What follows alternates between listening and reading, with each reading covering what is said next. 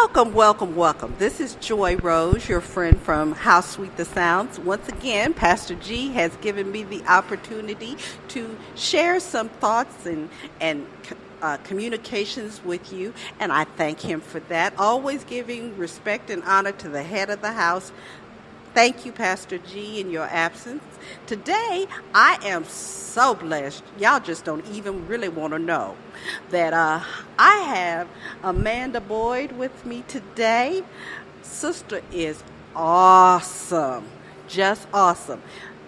And she wanted to come off to me like she was shy. Please. So we're just going to have a conversation about the excellence that you bring to nursing, because I see it. How you got to be, because she's a nurse, y'all, and she's by it. How you got into nursing. Just tell us a little bit of your story. So, first of all, thank you for the opportunity to just kind of tell my story. And I'm hoping that by being obedient and telling my story, it will help somebody else that's trying to get to the end goal of being a nurse. Okay. So how did I become a nurse? I think nursing is is kind of like ministry. Yeah. Many are called, but few are chosen. Yes, Lord. Right. So I'm one of those nurses that I feel like God put a calling on my life. My mom actually had a disease called histoplasmosis. Okay. And I believe she was diagnosed at 16, and so there was a long medical history. Mm-hmm. She had me when she was 20, and then I have two younger brothers.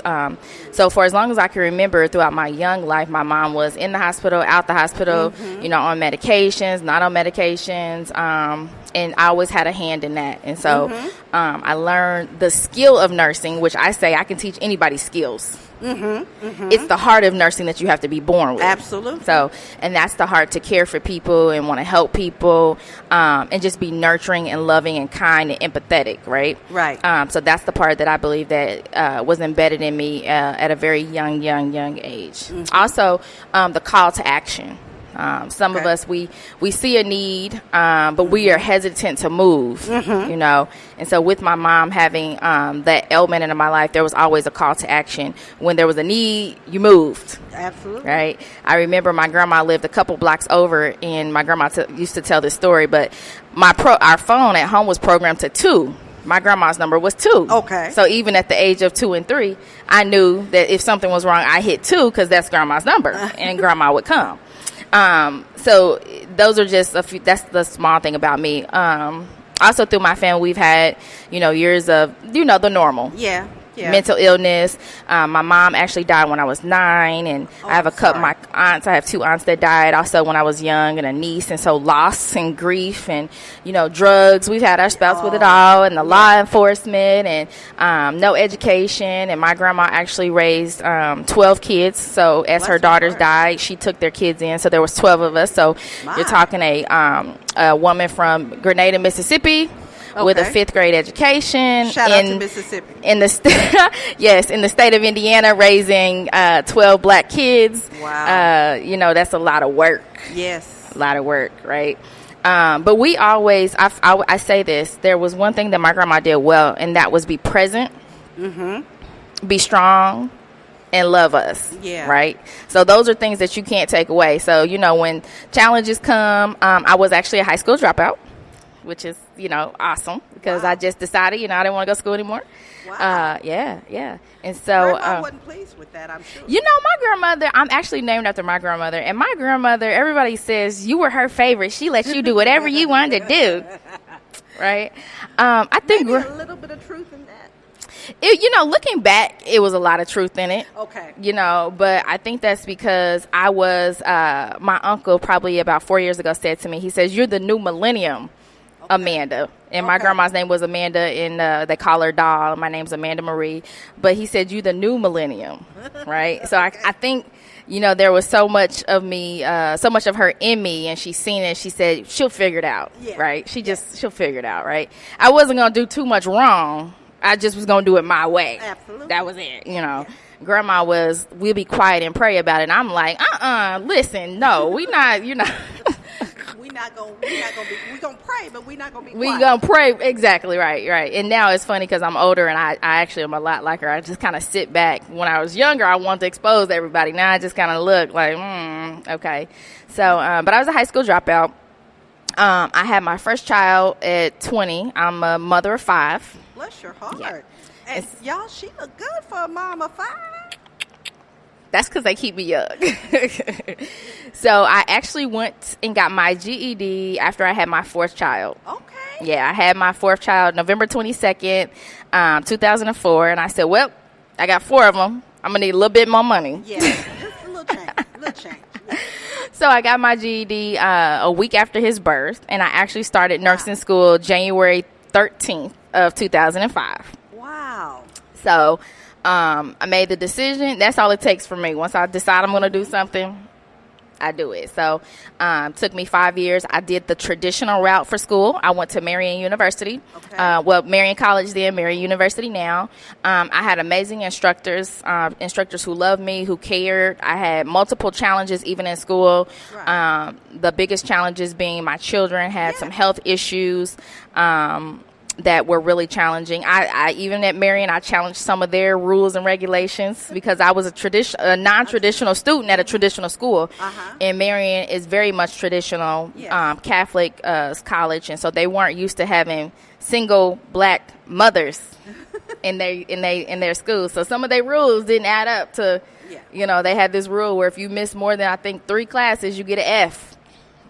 And I'm one of them people. I ain't coming to class unless it's a test. See. Right. But you gonna study. Oh, yeah. I had a 98.3%. Go, girl. Right. So that first semester, I got an F. I got an F. Right. And so had to challenge that. But I think ultimately what I'm saying is there's always going to be challenges. Yes. You have to have a heart for, first of all, you got to trust God. If God says it, then I believe it. And it may not happen today. It may not happen tomorrow. But the faith, you just got to believe it. If you can see it, if I can see it, if I seen it, then it's mine. It might not be now. So you make your mind up that this is what you're going to do. It's not going to be easy. No. Not at all. I haven't even since I've been a nurse, I've been a nurse 8.5 years. I've been in healthcare 18 years. It was my first field. I was a CNA, so I've done the struggle. I was a CNA for many years before I became a nurse. But I stayed with it. And that gave you a different perspective on the whole healthcare system. Oh, see, now that's a whole nother conversation. Okay. The healthcare system. I love being a nurse and I love healthcare. And healthcare is really about helping people be whole. Yes. Now, that doesn't mean that the system, because there's politics and everything. Even in Christianity and church, there's politics. Yes. Even in law, there's politics. Yes. You got to play the game. And unless you know how to play the game, then you may or may not get. If you don't know the rules and you don't even know that there's a game, it's going to be difficult for you to win. Yeah. So as much as I love nursing, I feel like God is very much so moving me from bedside, because I still do bedside nursing. I love it. I work night shift, 12-hour night shifts. I love going to work, clocking in, taking care of my 4 or 5 patients, just me and them, one-on-one education, resources, getting to know them. But I really feel like God is moving me away from bedside more into community and public health. Okay. Also having the expertise and the ability to influence policy. And equipped our community to advocate for themselves. Because honestly, our community, I don't think needs another system. No. They just need the empowerment to manage the system that we already have. And to understand that ultimately, you as the patient, you have to advocate for yourself. Advocate for yourself, advocate for your family. Yes. Advocate for your community. Yes. And that's a full-time job, y'all. Absolutely. But you have helped us. You're shining some light on it, and we appreciate that. Yeah. Is there anything else you want to share right now? Because I know you have. She's a busy lady. I snatched her as she was trying to ease out the parking lot. So I don't want to keep you too long because you were nice enough to come and talk with us, but is there anything else you want to share with our community while you have this opportunity? So there would be three things that God has given me to work on. So one is I am the president and founder of Black Nurses Rock, Indianapolis, Indiana. We are not-for-profit working with vulnerable communities. So we are looking for members. We are looking for board members, general board members, as well as members to help do some of the work that is being set up. I am also just recently the regional lead nurse for Red Cross for the Midwest region. Wow.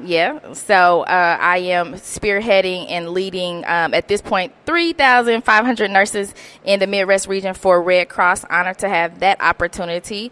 I am also the lead director for an organization called FACES, which is Families Advocate for Community Engagement Strategically, which is about community empowerment. And so we are creating community leaders to help us come out and do some of this work that we are trying to do. So it can't be done by one person. It can't be done by one church. So just setting up the framework for our children, our nurses, our mothers, our fathers to get involved, and just do the work.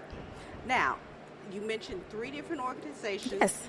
How can people get involved in those organizations? So I'm a very one-on-one person. I give everybody my personal cell phone number. Okay. And my personal email. Okay. Call me, text me, whatever. So my cell phone number is 317-412-7420. And my email is ammboyd@gmail.com. And I'm not shy, and I ain't worried about being stalked. So y'all hit me up. Yeah, because I think she can handle her business. Mm-hmm. Sister Amanda, I don't know how to thank you. Oh, thank you for forcing me to do this. And see, it was painless. It was. So next, you have it on good authority. When you are approached to come on the Forward podcast, it's not going to hurt. It's not going to hurt. It was very enlightening, actually. It's very easy. And anything you do for God is going to be easy. So Absolutely, because he'll give you the strength to do it. He will. We're all a work in progress. Thank God. Yes. Friends and family, this was Joy Rose from How Sweet the Sounds, thanking you for listening to another issue of Forward Podcast.